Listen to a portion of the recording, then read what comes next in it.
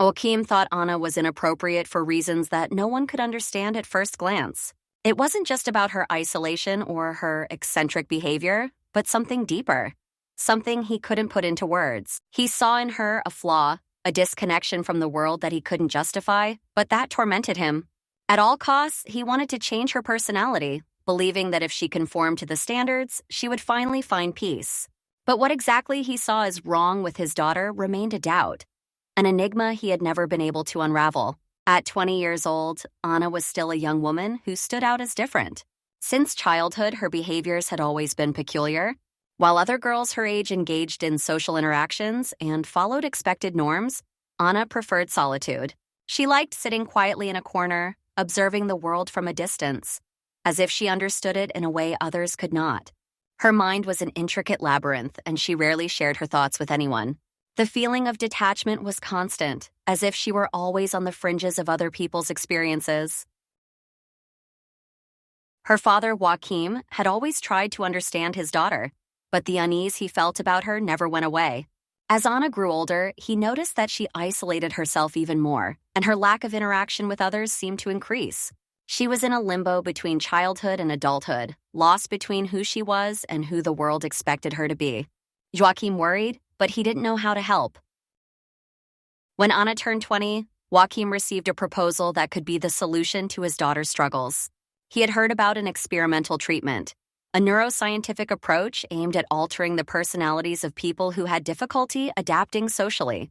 It was a controversial technique, a mix of brain stimulation therapy and alternative practices, which, according to experts, could reconfigure emotional and behavioral patterns. Joachim was desperate for an answer, and although he knew the treatment was risky, he believed it could be Anna's chance to find balance and happiness. Anna, however, was not as convinced. The notion of altering her personality to fit the expectations of society was foreign and unsettling to her. While she did not deny the distance she felt from others, she had long made peace with the fact that she was different. It was not that she rejected the idea of connection, but rather that she had never been able to force herself into the molds that society had designed for her. Anna's detachment was not a flaw. It was a reflection of her nature, and to change it felt like an intrusion on her essence. When Joachim presented the treatment to her, she listened quietly but did not respond immediately. She saw the concern in her father's eyes, a mixture of love and helplessness. She understood his desperation, but her own internal world felt too precious to risk altering. "I don't want to be someone I'm not, Dad," Anna said softly, her voice tinged with both sadness and conviction. "I may be different, but I don't think I'm broken." Joachim hesitated, his heart torn. He wanted to help her, to give her a chance at a life where she could engage, connect, and be happy. But he also respected her autonomy. He knew that any decision about her life should ultimately be hers to make. Despite her reservations, Anna agreed to meet with the specialists, not because she was sure the treatment was right for her, but because she wanted to understand what it was. She could not ignore the fact that her father's concern weighed on her, and perhaps the treatment was a way to ease his mind, if nothing else. In the weeks that followed, Anna sat through sessions with the specialists, listening to their theories about the brain and emotions, about how some people's minds were simply wired differently. They spoke about the possibility of reprogramming her brain to remove the barriers that kept her from connecting with others. Anna was intrigued by the science, but the deeper she delved into it, the more uncomfortable she became. She realized that while she had always felt apart from others, it was not something she wished to change.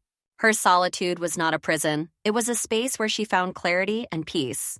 Anna decided not to go through with the treatment.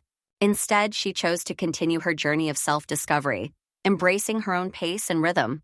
She would remain on the fringes of the world, not because she lacked the ability to connect, but because she had come to understand that there was a different way of belonging, a way that didn't require fitting into predefined roles. Joachim, though disappointed, respected her decision. He recognized that his daughter was not lost, but simply walking a different path. Perhaps the real solution wasn't in changing Anna, but in accepting her for who she was, exactly as she was. Over time, Anna became more comfortable with her identity. She found solace in her small, quiet moments. And while she did not become the social butterfly that others might have expected, she found that the connections she did form were genuine and meaningful. She realized that it wasn't about fitting in, it was about finding those who could see her for who she truly was. just as she had learned to see herself.